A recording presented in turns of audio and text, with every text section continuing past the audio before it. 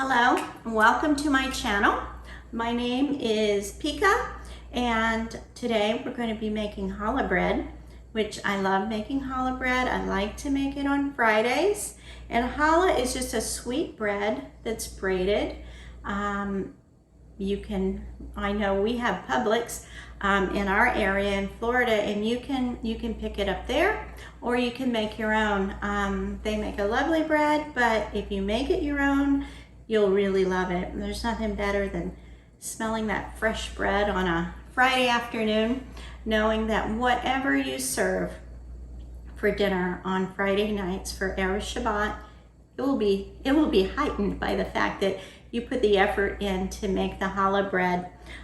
So I wanted to talk to you about this special challah bread that I'm going to be making. We are coming to the fall seasons, the fall festivals from the Torah. The bread I'm going to be making, I would like to give honor to Ellen Lauber, because she created this recipe. Bless her heart, she was a Holocaust survivor, and I just want to honor her and the memories of everyone who had to go through that, and the families that are still suffering because they had a loved one that they lost in the Holocaust, or just trauma that they couldn't overcome. But this is exciting to me. Something was created that I get to take a part of, and I am honoring her by making this. And I, if any of her family members ever see this, then I just wish blessings for you. I do make a different challah than this recipe. I think everyone who makes challah for any period of time kind of creates and chisels out what they like best, whether it's a salty, whether it's a sweet. But anyway, I'm gonna give this one a try. She made it in a bread machine. I don't have a bread machine because I like to knead my dough by hand. Kind of takes out the frustration if I have any, and hopefully I don't. But it's just very, very cathartic and very soothing to knead your dough. Sometimes I need to knead it longer, but we'll get started on this. I have in front of me everything I think I'll need except for the salt, and I'll get that. So I need to warm my water, and this calls for 1 cup of warm water, and this is where we're going to put our yeast in, and we're going to let that develop, and that can be developing while we're getting everything else going.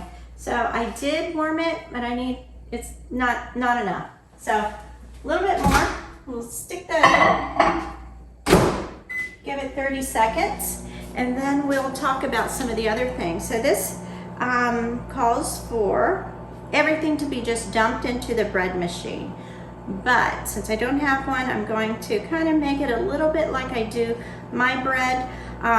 4 cups of flour, 3 eggs, and I did take those out earlier so that they can be warming to room temperature. I like to use them that way. 1 cup of warm water, 1 tablespoon of vegetable oil. I have avocado oil because regular vegetable oil is not good for you. So the avocado oil has been replaced. 2 tablespoons of sugar. I don't have, another thing I don't have is sugar. So what I'm going to do is I'm going to use date honey. And this is from Israel. This was sent to me from Israel. So I'm excited to give that a try. And then a pinch of salt. So normally in my own recipe, I would have 3 cups of flour and probably 2 teaspoons of salt. And normally I do use sugar. I just don't have any. Right now because my grandson was here last week and we made chocolate chip cookies with almonds. They were really good too. So, and I brought this out because I normally will use this in the place of the fat because I like a really eggy, buttery challah. So one day we'll make my recipe and you'll see. All right, water's ready.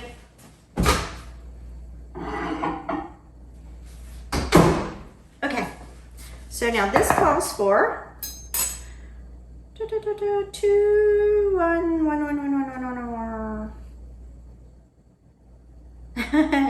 she didn't write it in the recipe, so let me go find it in her list. She says yeast, but she did not specify how many. So I'm just going to use one of these little packets for the yeast. So can't go wrong. I don't think I can go wrong. I could go wrong. All right, but I'm just going to use one. We'll put this in here, and I'm going to put my date honey in with the yeast because it kind of likes that sugar. It helps it to get going and feeds the sugar, and anyway, so that's what I normally do. So here we are, and so she calls for 2 tablespoons of sugar. I have a tablespoon measure here, so I'm just going to kind of do the same thing. This is going to be really sweet, I think, because of this date syrup, but it'll be good because you know what? There's nothing better than nice sweet bread. If you do make your challah sweet, sorry, ding. If you do make your challah sweet, then you can just, you know, save a few slices for eggs, you know, what is that called when you put the eggs in the, okay, French toast. Make French toast with it. No, gosh, there's nothing better than date syrup on hot French toast with butter. Yikes, be careful if you have it once. Yeah, it's a slippery slope. All right, so I have that mixed. I'll just put that right over here. Try to get all that yeast pushed down into that. I'm gonna rinse this off because I might wanna toss my flour with it in just a second. All right, wipe that off, make sure it's dry. Get my pinch of salt. All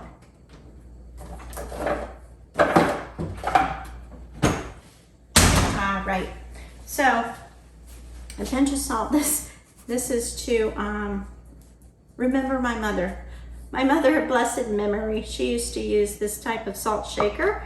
You'll recognize it, but I use it too because she used it. So she says 4 cups of flour. So this is going to be a good size challah, So, or maybe 2 challahs, just depends on how I grade it. Sometimes if I'm having a lot of people at the same time, I'll just make a huge challah. And you know, like this, but I don't know what we're gonna come out with today. We might have to. We have Rosh Hashanah coming up, so we'll be making a challah soon in the shape of a crown. I don't fill it completely all the way out because this is a new bag of flour and it's pretty compacted, so I just kind of fluff it a little, and then I bring it up and shake it off, and I can always add to if my dough is still a little more sticky. And I think, well, this is bigger than my recipe, so we'll put that away. And then I grab some flour out. I just keep it handy in my measuring cup, and then I put this on the side to get it out of my way. I am blessed with enough counters to keep one spot kind of clean. So put that in, get our pinch of salt. I'm giving it a little bit more than, because I just think I should. So, and finish with that. Get rid of that. Put our top back on. Oops. Put our top back on this. One of my favorite all-time challahs is one that's stuffed with almond paste. And I've never had anyone say they didn't love that challah. So we'll make that. It's not actually stuffed with the paste. It is stuffed with the pie filling. So you just, well, we'll go into that on another video. But It is very good. It can be dessert, it can be breakfast, it can be lunch, dinner, it can be a side. It's the perfect challah because it's not overly sweet, because you have the bread which has salt in it, and then you have the filling which is pretty sweet, but it's not stuffed. It's stuffed but not stuffed. And then you can braid it and it looks like a regular challah, and drop the almond slivers on top, and then surprise your guests, friends, and family. And that's a great thing to take if you're sharing a dinner out with someone. Okay, back to our recipe. So if you can see this is proofing. Proofing means that the yeast is good and it's rising. We're getting this extra. You see the color? The color is from that very dark date honey that we use. So don't worry if your yeast doesn't look like this, because you may use sugar and it'll be a lot lighter. Nothing to worry about. Usually when you're making challah, there's nothing to worry about because it's going to come out good no matter what. It'll be delicious. So let's see what challah a la Ellen is next. Okay, so she puts it in the bread dough. Goes very quickly. Put the ingredients in a large bowl, mix together. Okay, so how many eggs? 3 eggs. I would agree with that. I like a lot of egg in my challah, so we're going to use 3 eggs. We've got our water and a tablespoon of vegetable oil. To me, that seems, for 4 cups of flour, like not a lot of oil, but then again, her bread will probably be a lot lighter than mine. Mine tends to be a little bit heavier and dense. So we're gonna do it just like she said. So I have to get my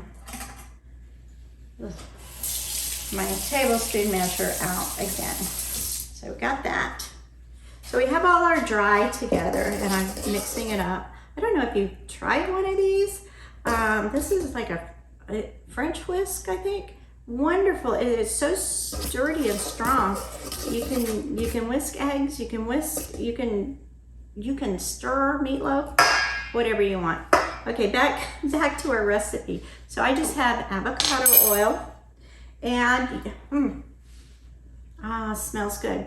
Be careful with avocado oil. It can become rancid, and if it smells bitter or something like that, you don't want to use it. It's going to make everything you cook taste terrible. So you don't want to use this. Back to our 1 tablespoon of vegetable oil. Here we go. And her measurements could be different because I would put this directly into the mixture of yeast, but instead of the oil, I never would do that. But I'm doing that this time because I'm trying to save time and give that as much rising time or feeding time, proofing time as we can. And I always have coffee or something to drink. All right, so we have 3 eggs. These are fairly big eggs. If I were making my own recipe, I usually use a couple of extra egg yolks, and then I can get a really, really yellow, beautiful, delicious bread. I'm going to get a glass because I crack these into the glass because some people really don't like eggshells in their breads. One moment.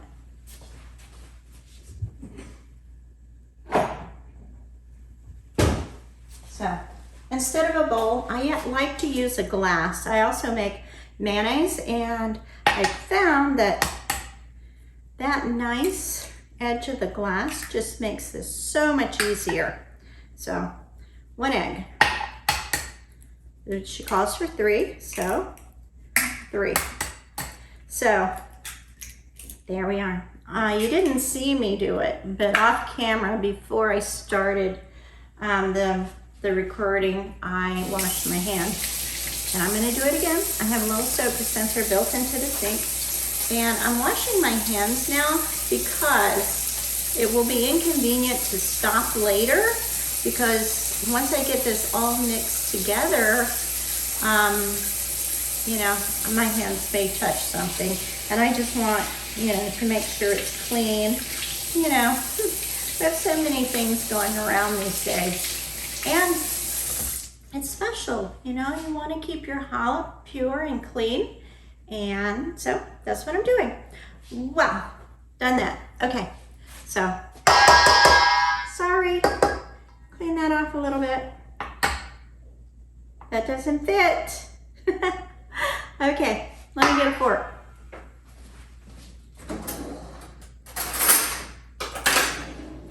Okay, so I'm just gonna whisk these up a little bit. And I think that's probably enough time to put it into the yeast. So I'm just going to pour this in there so that we can mix the two, combine them. In my own recipe, this is also where I would put anything wet. I would put the eggs, the water, the oil, anything would go in here.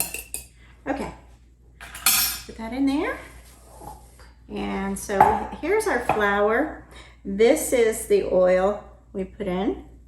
And we're gonna pour this in, all in at once. And we're going to mix that. All of my dishes, I stack everything together, and that way I can just wash it real quick between steps. So we'll mix this. See, it's partially mixed, and this really works great. So we'll just keep mixing and mixing. Mix, mix.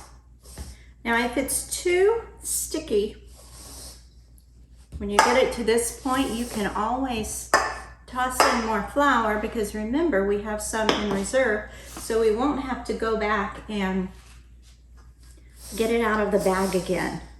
Because once I've finished with something, I really want to be finished with it. So, okay, so that looks like it's going to be dry enough. When I need this on the counter, it's going to add more flour into it. So this looks like a pretty good dry consistency. But if I needed this without the extra dough, it would be sticky. So let me get these things out of our way. And all the utensils go right into the sink, because in the sink is that first bowl we had. We'll take that.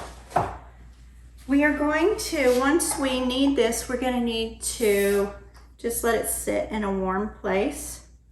You can turn your oven on low for a few minutes. Oh, that's nice and warm. You can feel the warmth of the water and the reaction that's going on, because the yeast, they're so busy in there that it's getting warm. So sometimes I will, depending on the temperature and the humidity, we're in Florida, so you have to take everything into account. I will put it in the oven that I've turned on, warmed up, you know, to about 150 degrees. My lowest setting is 200. So I put it in, let it get warm, turn it off, cover this. I cover this with a damp towel, and I stick it in there. So now you can see I added some flour to the top. My hands are washed because I got ready first. So I'm just gonna knead this in the bowl, pushing it over and over, pull and push, pull and push, pull and push. And this is the way I learned how to knead dough from a friend of mine a long time ago. Her name was Nadine.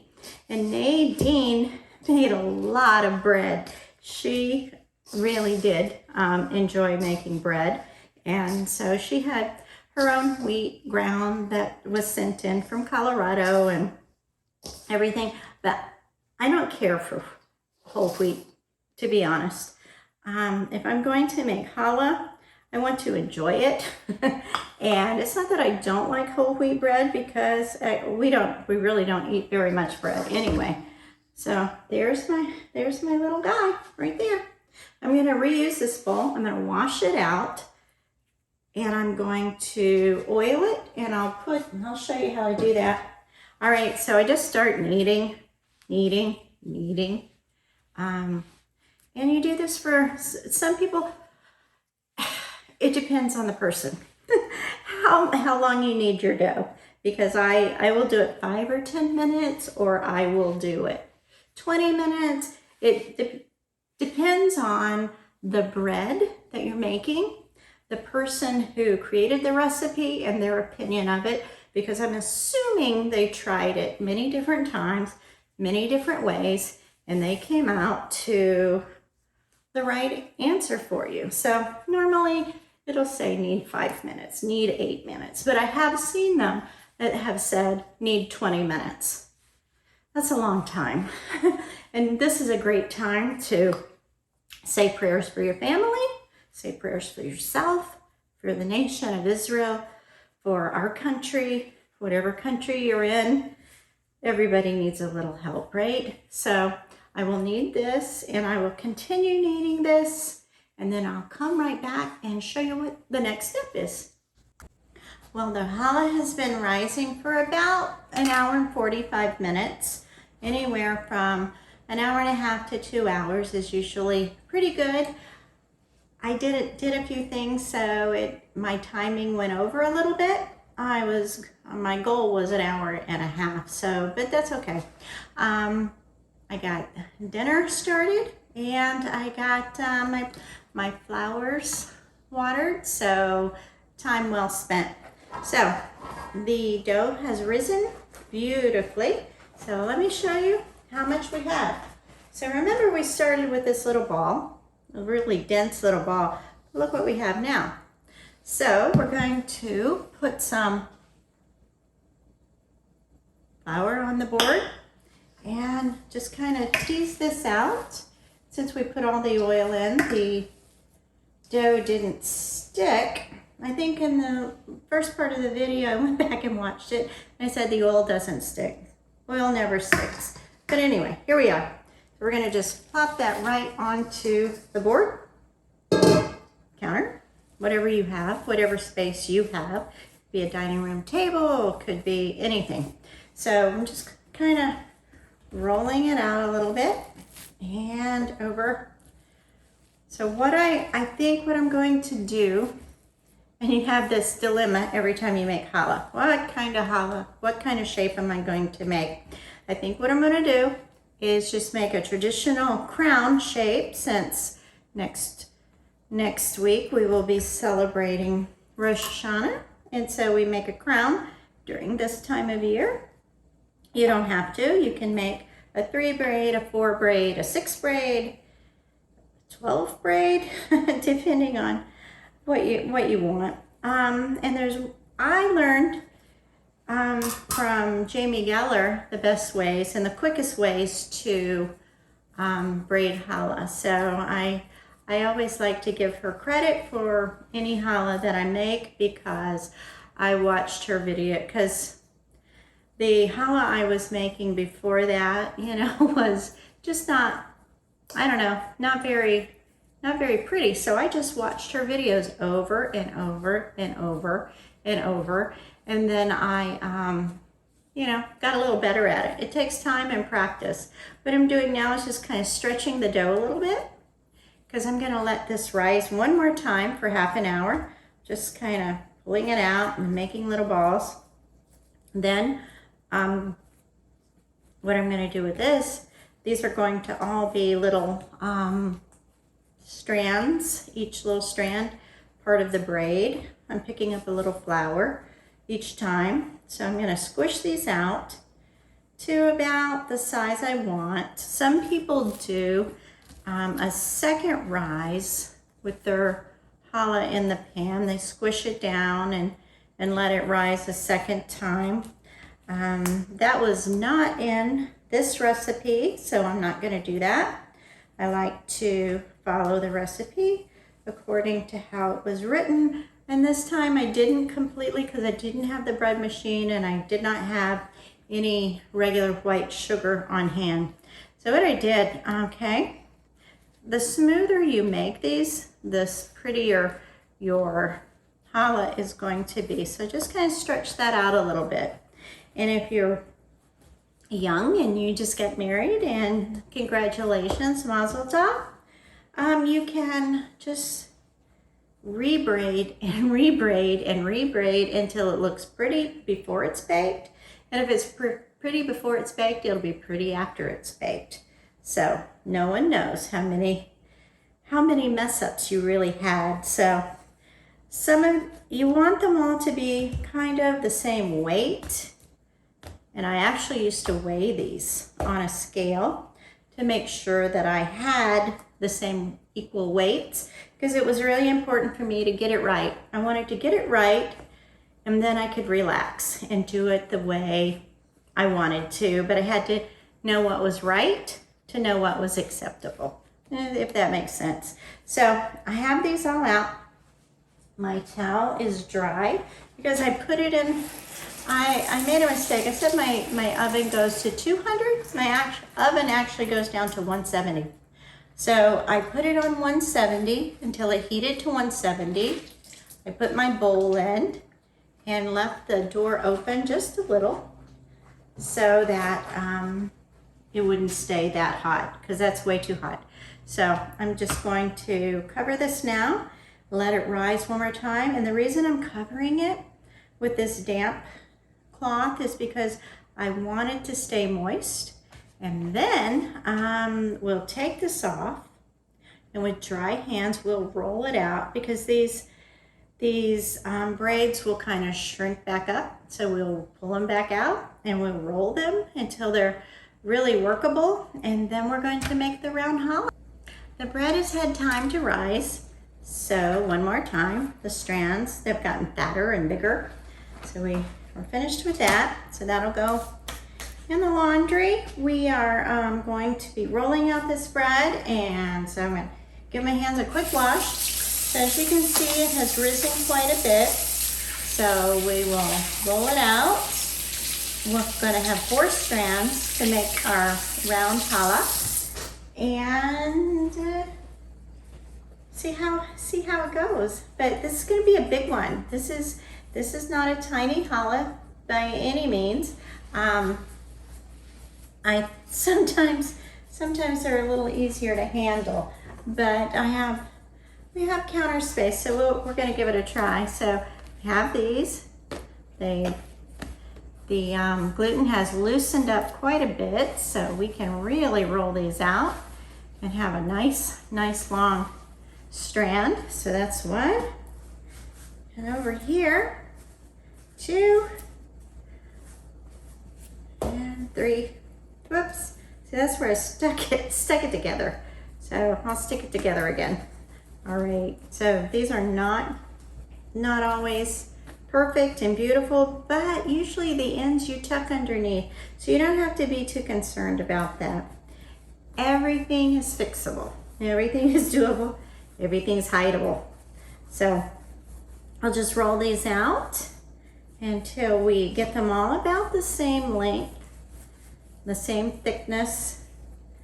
Okay, there we go. Roll that one. So you want to put the pressure going out as you roll, little bit at a time, little, and then wiggle them out, and then they will kind of spring back a little bit. If you didn't give it time for that second rise, you wouldn't be able to work with it. It wouldn't be willing to stretch for you. Once you did this, it would just, like a rubber band, go right back to where it started. I tilted the camera down a little, hoping you'll be able to see what I'm doing. So I have them out, and you know, because we had them sitting in that bowl coated with oil, see, there's enough oil that's transferred to this counter. You wouldn't really need the flour at this point. We'll just get rid of that. So I just use a scraper. I scrape everything away, and I also just use it to cut. I'm going to be maybe cutting a little bit later, and I may not have to. So we're going to position these so that we can make, we used to play tic-tac-toe, and so this is, you kind of make a tic-tac-toe, but you're going to have one over one of the strands and one under, so that it's like that. Kind of keep them straight. And then remember, your bread is going to rise once again as it bakes, and it's going to fill in all the spots where you look like, see, this is a really heavy braid where it looks like you are going to have just a space. You won't have any spaces, so I'm going to put this here. That's a heavy one, and so we'll put it right there. You have to be careful not to tug too much, because if you tug, you're going to stretch it. Just keep stretching your dough. I mean, you could stretch this, 6 feet if you wanted to, but you don't want to. All right, so now this one is going to go under. So we have an over and under and over and under. Now there's a couple of different ways at this point you could do it. So you're weaving kind of in a basket form, but not you're not going to make a basket. You can cross them over, crisscross, crisscross, or you can move from one to the other So you would start with the strand that is under the other one. So we can take that and just move it under, or that's a little bit complicated, or you can take 2 strands and crisscross them like this, and take this and crisscross it with this, and this, you're going to crisscross it. So the one under goes over the one that is on the top side. See, we have a little space right there. Not a big deal, it's going to fill in. And so the under always goes over. And then now we're back here. So now our strands are now working with their neighbor strands. So we have an under. So we're going to go this direction. So do you see, now we go in another direction. So we're going back this way, and this way, and this way. You can kind of tug if you need a little more. All right, and then this one is under, so it's going to go over this one. So you can see now you're starting to get that little bit of a braided look. So now, we'll put this over there. The under will go over, and we're going in the opposite direction now, and go over, and go over, and go over. And when you do this, it's so much more beneficial than making puzzles and playing Sudoku. Is that correct? Anyway, so you're actually accomplishing something good and wonderful for your family. So we're running out of dough here. So we're gonna take it over. Okay, this is under. So we're gonna bring this over, tuck it to the side a little. That one's gonna go under. And again, this is over, this is under. So we're just gonna make them come together, tuck it under, and even though they're very far apart, you can make it work. Okay, we're gonna stretch these a little bit. So the under is going to go over the over and tuck right beneath the swirl that's going. So you're making this really beautiful bread, and it looks very complicated, but it isn't. So we're going to take this under, kind of squish it a little bit, bring it over, and tuck it under that one. And this one is just very easily goes right under. Okay, so we have everything tucked in, tucked around, and tucked under and over and everything. So now we're gonna put that on a pan. Scrape it off. Now you can put sesame seeds on it. White sesame seeds, black sesame seeds, toasted sesame seeds, whatever you want. And I have this already. the more you can get ready ahead of time, the easier it makes. So remember, my egg and my glass. And so that goes in there. And then I'm just gonna mix this up. Sorry about that noise. I know it comes out much louder there than it does here. Just a little bit of water to thin that out. You can use egg whites. You can use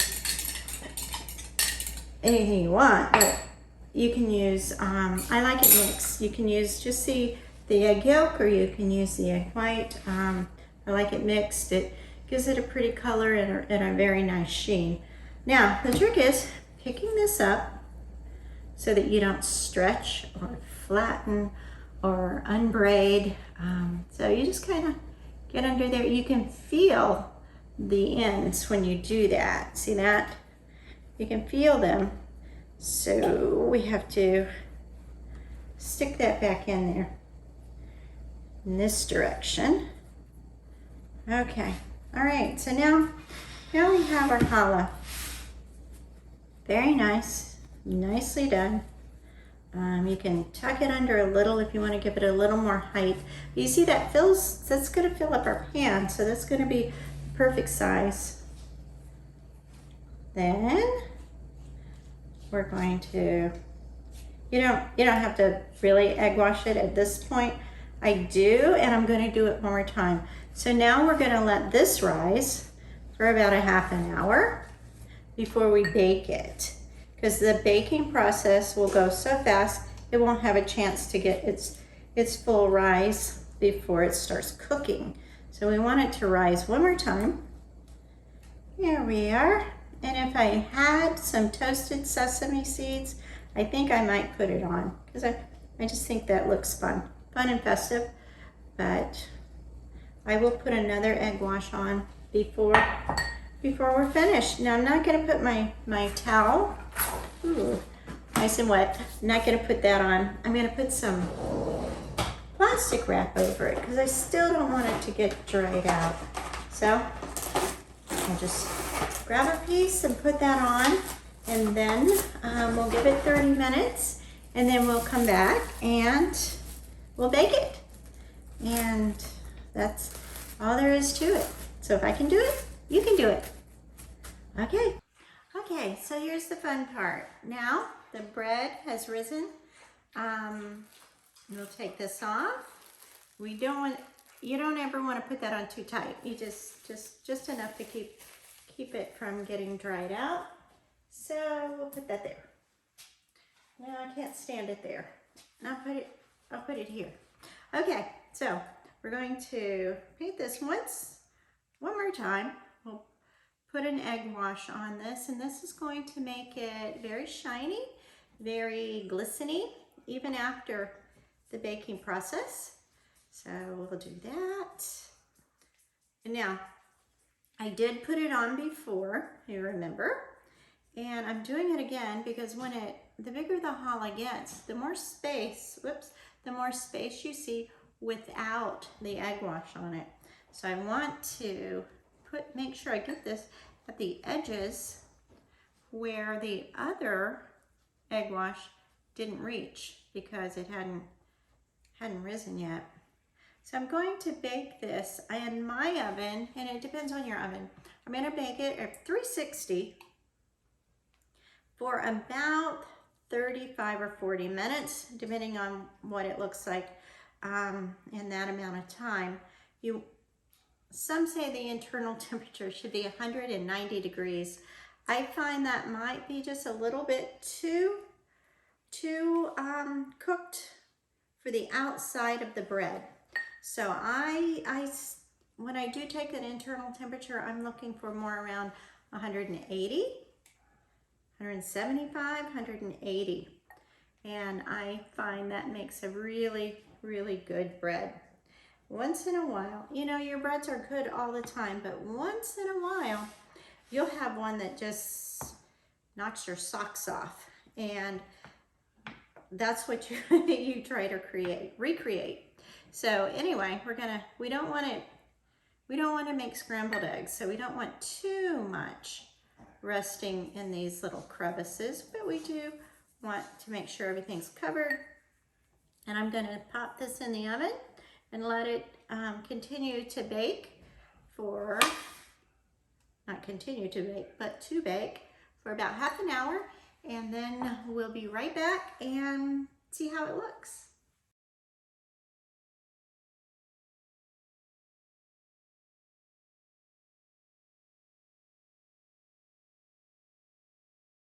Well, the Challah a la Ellen, which is in memory of Ellen Lauber and her special recipe. I'm just grateful for her and to her family who helped create the Holocaust cookbook for those survivors who came out of that, and we're just grateful for that. This did bake for 35 minutes at 360 degrees, and I checked the internal temperature to get it to the brownness that I wanted. It actually took the dough in the center up to 200 degrees, so that's how it went with this challah. This is a very, very big crown challah, so yours will be different. Sorry for my doggies. But anyway, enjoy. Like and subscribe if you enjoyed this, and look forward to seeing you again. Thank you.